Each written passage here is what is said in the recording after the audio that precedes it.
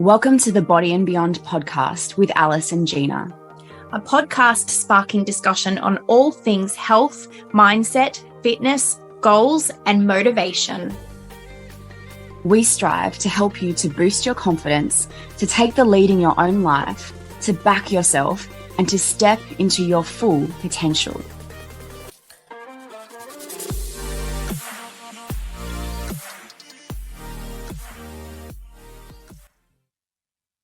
Body and Beyond is proudly sponsored by The Seed Cycle. The Seed Cycle is a beautiful female-founded Australian company. Seed cycling is a natural methodology that you can use to support your menstruation and your ovulation, and it can even be used to support your hormones through perimenopause and menopause. Use the code BODY and BEYOND at the Seed Cycle website www.theseedcycle.com.au. Hey everyone, it's Gina here. I'm doing something a little bit different that we haven't done before. I'm actually recording after the fact. And the reason for that is this episode is about showing up in the struggle. Also, we made mention to optimizing over perfection. So the reason I'm recording today as a little bit of an add-on is just to kind of bring forward the fact that, Al and I spoke about this last episode that we recorded, and the fact that it was a little bit all over the place. Like, we didn't really have a clear direction. Although we knew what we wanted to talk about, we didn't really have a formal structure to the podcast. And with that in mind, we felt we kind of jumped around a little bit, and it really wasn't as well done as we could have done. And so we discussed re-recording. Now, thinking of that now, really that stands against what this whole episode was about. This whole episode was about optimization and progress over perfection. It's about showing up in the struggle, getting the work done, still showing up even when you're struggling. And, the other thing I wanted to mention is that the last month has been really hard for me. I've probably struggled a lot, and it's something I just wanted to share, which I probably didn't openly share properly in the recording. But over the last month, I've been dealing with a lot of hormonal ups and downs because of a miscarriage. So that's been really an emotional time for me in multiple ways. And like I mentioned in the podcast, it's not just about the emotion of having a miscarriage, but also it's been the emotions of almost how I haven't been showing up through the struggle, or how like I mentioned, how I've been almost metastating or judging myself because of how I wasn't necessarily behaving and being who I took myself to be, or who I thought I was. And that's been something interesting that I've been working through. But I guess this is just me doing this recording to touch base with you guys and just, I guess, say this is what this episode is all about. It's about showing up in the struggle, moving forward, making progress, even when it's not perfect. And I guess hopefully it will also inspire you guys to do the same thing. Even if you're going through a really painful period in your life, or a transitional period, or a difficult time, to see if you can really try your best to show up with everything that you have in that moment, which may not be much, but you're still gonna, step up and show up as best you can. So I hope you guys enjoy this episode. It's not perfect. It's not as well structured as we would normally like it to be, but I think that's okay. And thanks for listening. And I hope you guys enjoy the episode.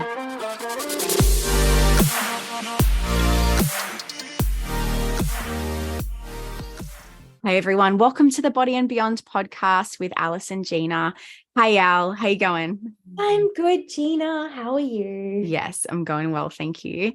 Today's episode, it's just Alice and I, and we are talking progress over perfection and also really showing up in the struggle, like genuinely showing up when you're struggling. It's a pretty powerful topic. Yeah, and I think it's important to mention what you literally just mentioned 2 seconds ago about the struggle, in being that it doesn't necessarily mean to be like the hardest point of your life, like really struggling with something, but the struggles today were kind of symbolizing like just the everyday shit. The everyday shit that you go through that just makes things a little bit harder or throws a spanner in the works, and might throw you off the course for the day or something. The everyday struggles, or it could be, it could be a bigger struggle that you're currently going through if you are going through something. But yeah. And that's truly is for the individual to determine like what is their struggle, right? So we were just saying, it doesn't necessarily mean you have to have just lost a loved one, although that is a huge struggle. And still, how do we show up in the face of that when that happens? But equally, when things just aren't going your way, when life throws, like Al said, a spanner in the works, and it's just not exactly what you thought it would be. So I feel like a good place to start would be, if I just can think off the top of my head, with the clients that I coach, often things do pop up in the start, in the first couple of weeks of starting a coaching program with me. It's very common that clients do tend to have to go through that stage of battling through a bit of an all or nothing or perfectionist type mentality when it comes to just starting a new goal or starting something new. A lot of the time people will go into it and with the best intentions, and this is how they want it to be, but then things pop up along the way, and then they realize, okay, how am I going to navigate through this? And sometimes, for some people that does show up in a little bit of a perfectionist or all or nothing mentality. So, I mean, that's an easy one to start with, right, though, because I think it's a big one when it comes to nutrition and health in general. Yeah. And it can be expectations versus reality, right? So when we're all excited, like for example, working with a coach for the first time, we're all excited, we're motivated, and we have this vision in our mind of what it's going to be like. But then real life starts to come into play, and then reality starts to set in, and we have to start to really face obstacles as they come up. Yeah. And specifically with nutrition and training, like going to the gym or eating well, whichever one people tend to find a little harder depending on their lifestyle. I think that, people have this idea in their head that in order to get the result and to progress forward, they have to be 100% on point all of the time. I guess that's, something that my clients do commonly struggle with at the start. So I think I literally put something in my story today, actually. So it was timely. One of my beautiful clients was just mentioning how she was actually going through a bit of a tough week in general. Just had a lot of stuff pop up. She recently just moved as well, moved house. And so she was feeling a little bit down on herself that she wasn't able to get to the gym all of her sessions. She wasn't able to tick off all of those sessions, and also wasn't able to re-prep meals. So she kind of went into a day not having meals prepped and then feeling like, oh no, I haven't done my meal prep or I haven't followed the plan. So therefore it's been a shit week, basically. And just feeling really disappointed about that. So that, and what I said to her was in times like that, specifically when it does come to smaller goals like training and nutrition, like being able to zoom out and look at the bigger picture and get some perspective on the situation is really important, because in the grand scheme of things, a lot of the time, these things don't actually push you further. Like they don't hold you back really from making steps forward. Yeah. And I love what you mentioned about zooming out. So we know that over the trajectory of progressing in whatever it is in life, there's going to be ups and downs, steps forward, steps back. Like it's just part of the process. I love that, like that image. Have you seen? And it's like a straight line going from the left side of the screen to the right side of the screen. And it's like, this is what you think progress is. And then it's like in reality, and it's like a squiggly line just going all over the place to reach the end destination. And I think it's just a really beautiful visual of like, it's not just a straight line to get to where you want to go. There are all of those ups and downs, but you can still head in the same direction. It just may take, it's just never as quick as you think it is. Exactly. There's also a mentality of like, what are you doing most of the time? What's happening most, like a chunk of the time? Like what's happening a majority of the time is usually what direction you're going to be traveling with over that time, right? So like you said, it's not going to be linear. It's going to be like all this stuff. But if you're doing mainly something or a majority of something, then you're traveling in that direction regardless. So yeah. And I guess it's just making that direction, making sure you're going in the right direction, but that definitely doesn't mean, it has to be in a linear progression line, like you said. Yeah, exactly. And this is where optimization comes in over perfection, because we've got to remember that like every single day can be slightly different. Like you've got obviously big, work and life barriers that may come into play, sleep, nutrition. Like when you're showing up, whether it's to work or whether it's to a training session, we need to really truly optimize based on where we're at in that day. So are you giving your best effort for where you are in any given day? Now, your best effort one day compared to the next may look completely different given all of those different parameters I just mentioned, but you're still showing up, you're still doing the work, you're still giving your best, or it might be your genuine 8 out of 10 for the day, but it's not your 10 out of 10 ever. But it's all those tiny steps. They're still steps in the right direction. They're still progressing us towards that vision, towards our goal. Yeah. I think if we also flip that, because obviously we're not just talking about, training, going to the gym and eating specifically, but just in lifestyle choices in general. And like I was mentioning to you earlier, like for me, a big one is just everyday productivity. That's been a huge one for me over the last couple of years. Showing up and being productive. Ooh, I did knock my water over.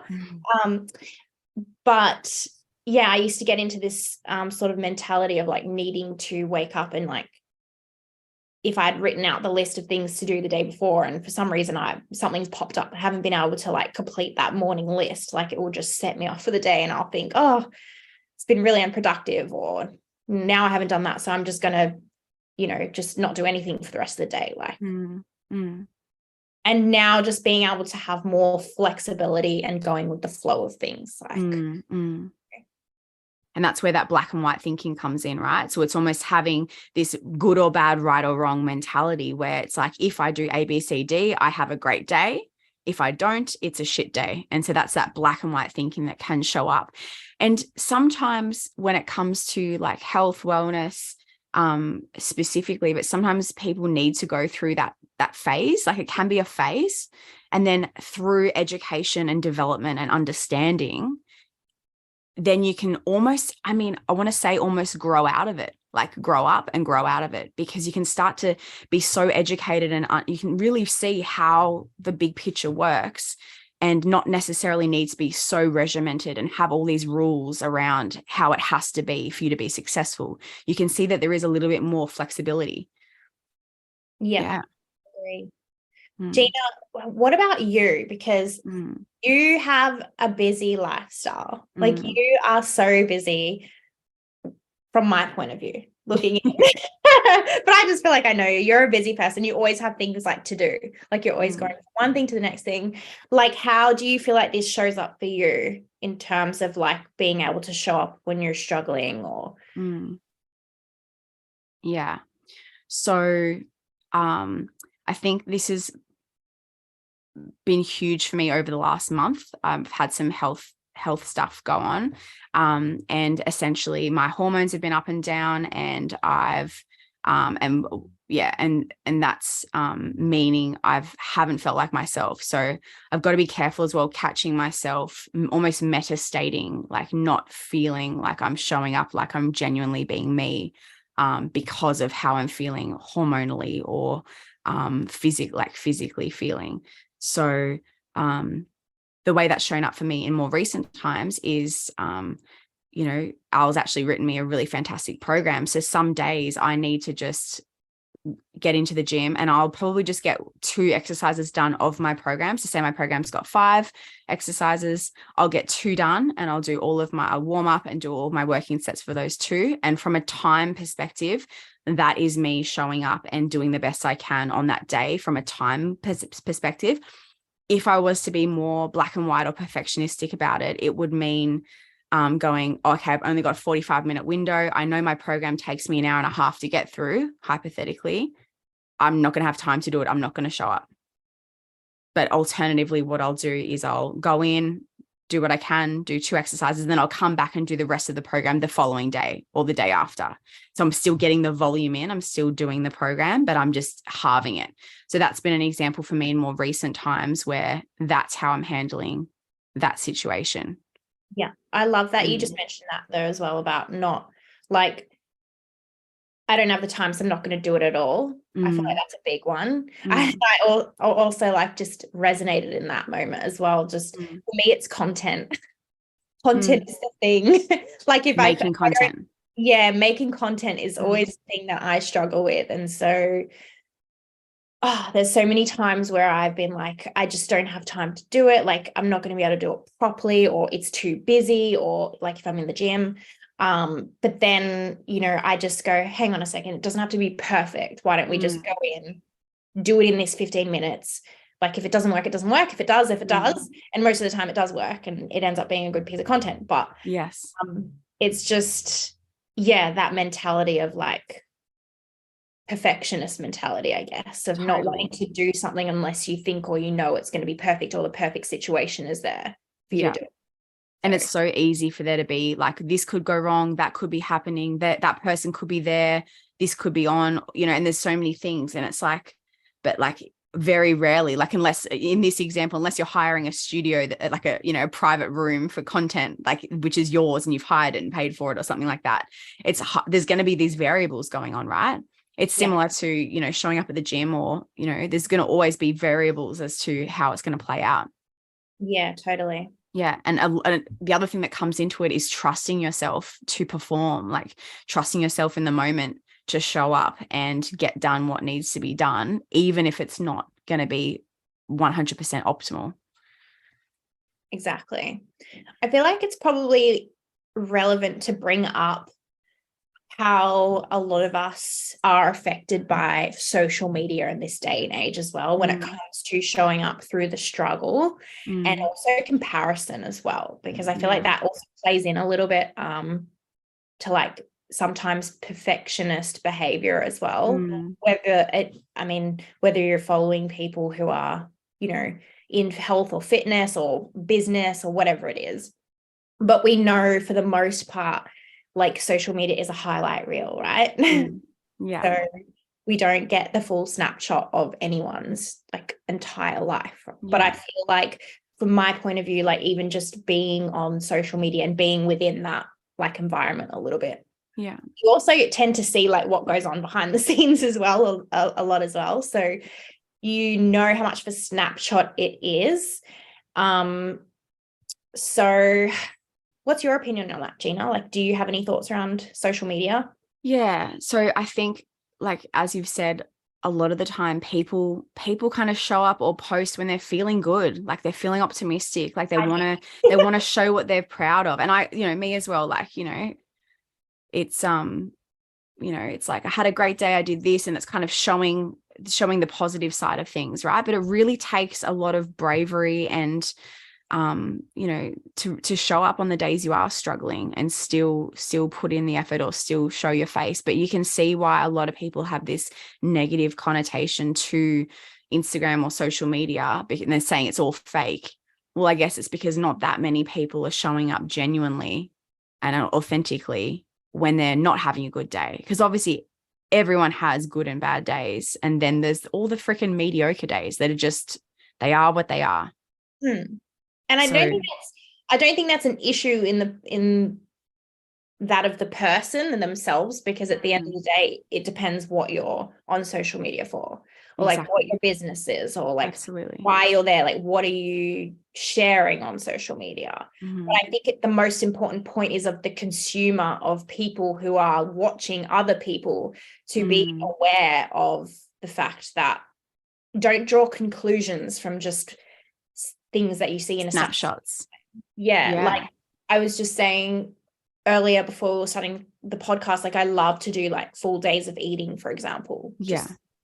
I don't know why, but people always ask me to do that content. It's just a thing that people get ideas from or something.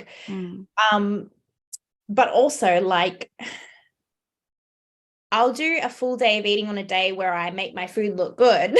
Like your presentation. Yeah, like and because I know I'm filming a full day of eating, of course I'm not going to have plain oats for breakfast with protein powder. I'll probably put something a little bit more extra in there, make it look nicer.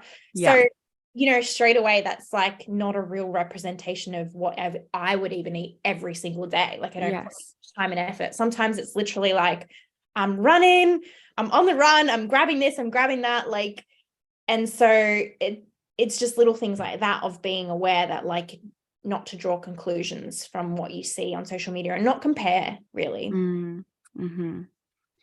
And it can be so challenging, right? Because, you know, as we know, like a lot of damage can be done on social media, because sometimes the individual who's the consumer isn't necessarily in a stable state of mind, or they are comparing and they're not feeling good about themselves and that kind of thing. And so it can be a real challenge for that individual to slowly build their own self-confidence and to not let what others are doing impact their sense of worth or their how they're feeling within themselves.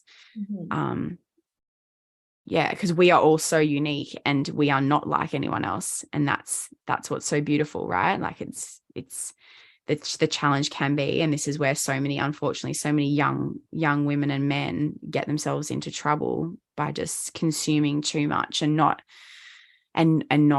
you know, loving themselves essentially. And it's a really horrible, like hard topic. And I think, like, when it comes to people who genuinely do suffer a little bit from more of a black and white or a perfectionist or kind of all or nothing behavior, a lot of what that can lead to is a lack of compassion for yourself.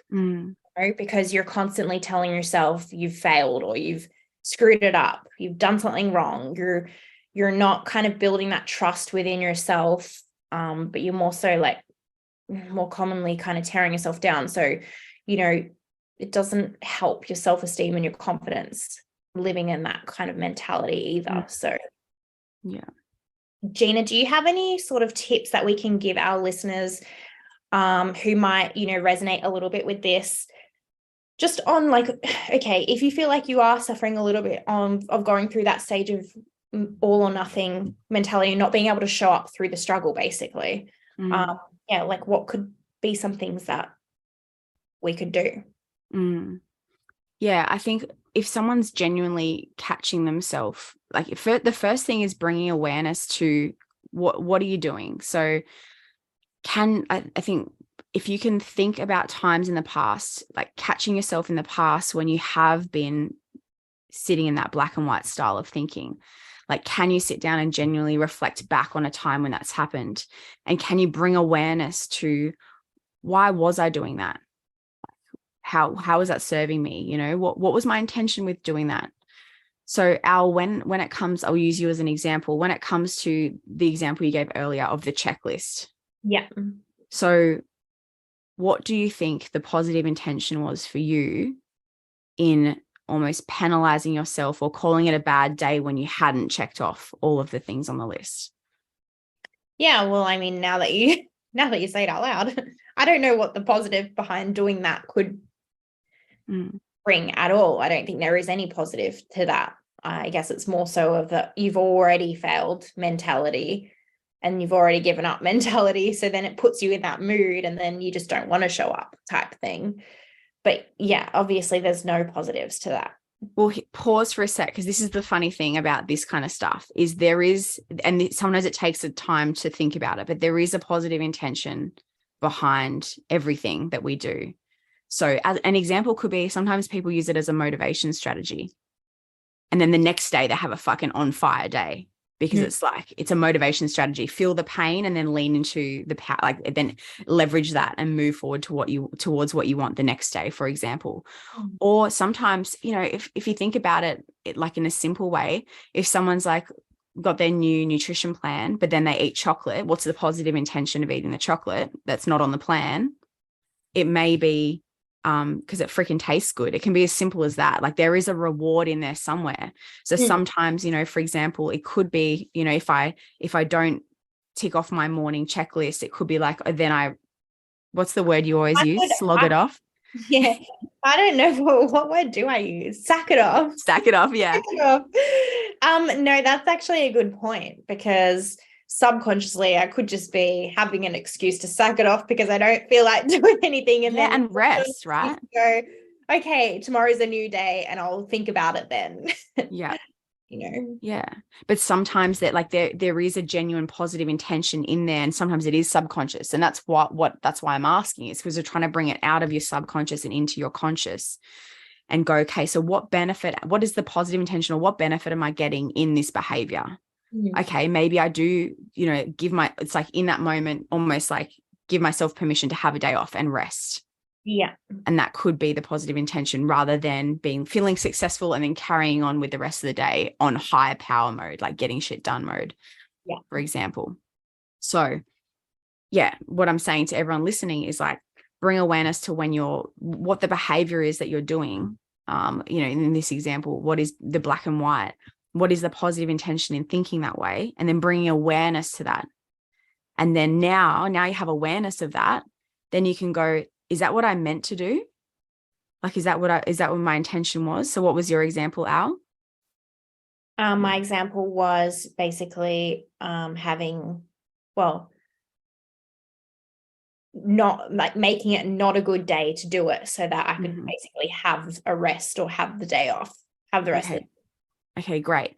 So knowing that the subconscious positive intention was to have a day off, have a rest, now you have a choice. So now you can choose. Now, given that positive intention, is that what I was intending? Is that what I genuinely wanted? Yes or no? Exactly, yeah. And then you can choose, you can kind of pay attention and actually choose to consciously give yourself that day off. Or you can go, is this what I'm doing? And then choose to do the opposite. So with that intention brings that choice. And then from there, you can choose how you're going to show up in the future. So how you're going to respond next time the same situation happens. Yeah, exactly. I think another thing that we were chatting about earlier is also behavior labeling. So just catching out like the way that people label certain behaviors. So an easy one for me, and I'll always bring it back to, you know, health and nutrition, obviously, because that's what I do. But good food versus bad food, or today I ate well, today I ate good, or this afternoon I ate bad, or right or wrong might be another one. Yeah. But basically having behaviors that you do that you've labeled a certain way, and then possibly going about trying to relabel it, basically. So you kind of breaking out of that pattern of just subconsciously labeling like that behavior bad. You know, well, actually, is it bad? Like, is that actually a bad thing? Or have you just told yourself now that it's a bad thing? Yeah. Like, for instance, when it comes to nutrition, and we all talk about balance, but yeah, I think that's just an easy one, labeling food a certain way. Like, I ate something that was bad. Let's say you ate a cookie. Well, I mean, is it bad? Is the cookie bad? Or do you know what I mean? Like, what did the rest of your day look like? What's your goal? Like, there's so many other things that go into play there. Yeah. Love it. Yeah, you don't necessarily need to label that as bad behavior.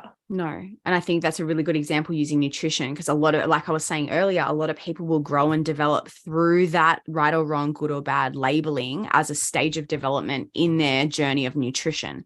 So you'll notice as well, if you talk to a lot of like high level, like athletes or bodybuilders or people who've gone through a nutrition journey, like learning about it and understanding it, um, nutritionists, even often people who are interested in nutrition, they've gone through that stage in the past. They may have been 16, 17 or 20, like in the early 20s, so it can be a stage you go through and then you learn and develop through that.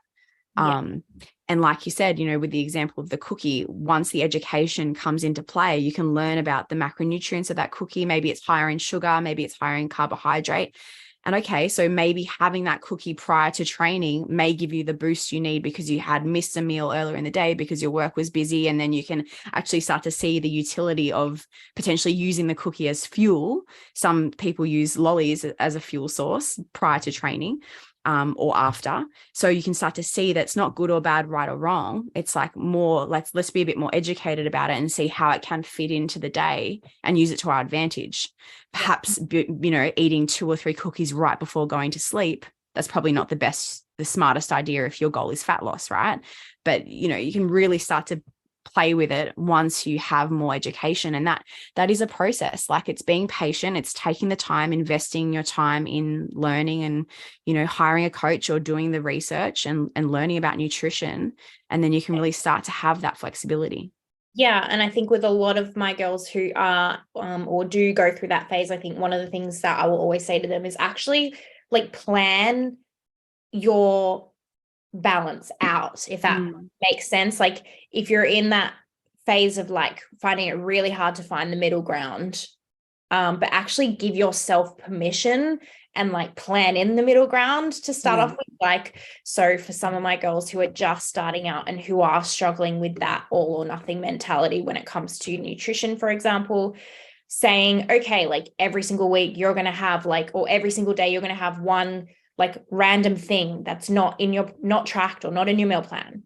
Or you're going to have like, 2 or 3 meals that are just completely untracked and just not a part of your plan at all, like every week, but you've planned that in, and you've kind of allowed yourself to sort of have that flexibility and trying to, see it as a positive thing, I guess.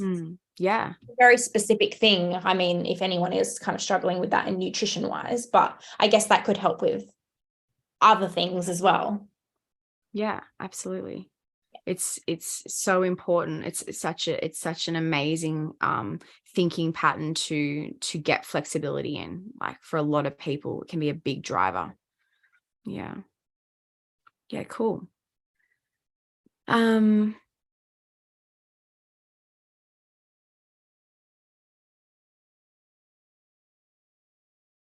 What else? Hey. I don't know. I feel like we've kind of gone through it. Yeah. Anything else that you want to add? Like, yeah, I think just with showing up in the struggle, like genuinely knowing that most days they're just the mediocre, they're the normal days, they're the everyday. And then there are going to be days when sometimes the mediocre is a struggle, and it's how are you going to choose to consciously show up on those days. Yeah. I definitely feel like personally that's something I definitely try to practice more often because I struggle with it. Even just showing up on social media or showing up, to work. Yeah, absolutely. Yeah. It's tough. And like, we all go through it. It's like, I think for me more than ever this year has been probably the most challenging. Like, it's just, all these different stages of life and different commitments and different decisions we've made, right? So like every time we make a decision, we've got to understand that it's conscious, like as in it's choice. It's a choice. Like even if we're feeling stuck in a situation, we essentially at some stage made the choice to be in that situation, whether it's a job, whether it's a relationship, whether it's a commitment, so we at some stage made a decision. I love looking at the like the word decision. So D meaning to reduce, and then scission meaning to cut. So to reduce our options and cut out the option that we're no longer going with, right? So the power of making a decision and taking that responsibility, because a lot of it does come down to taking responsibility as well, rather than being a victim and not feeling like we don't have choice. It's really taking that responsibility and having in that choice that was made, and then the power we have in making a new choice or a new decision if we're not happy with where we're at. Yeah. Cool. Well, if any of you guys listening can relate, or you're going through something, maybe you guys are struggling with something, or you want to ask Gina and myself a question, let us know. We might be able to elaborate on it in the next episode if we've got a little bit of time there. Yeah, for sure. And don't forget, guys, as well, we've got our Body and Beyond podcast Facebook group as well. So please, you're most welcome to join that. If you have any questions, you can ask them there in the group, and we're more than happy to jump on and answer them. Otherwise, like Al said, we can bring a topic forward for a future episode as well. Yeah. Cool. Awesome. Thanks for joining us, guys. And don't forget to tag us, screenshot, share, so we can grow our Body and Beyond community.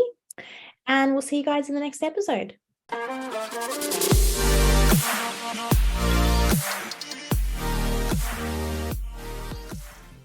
The Body and Beyond podcast is for information purposes only. This podcast does not constitute advice or services, and the statements and views of the hosts and guests are not medical advice. The information provided should not be used for treatment or diagnosis purposes. Please discuss any information from this podcast with your healthcare professional before making any changes to your lifestyle.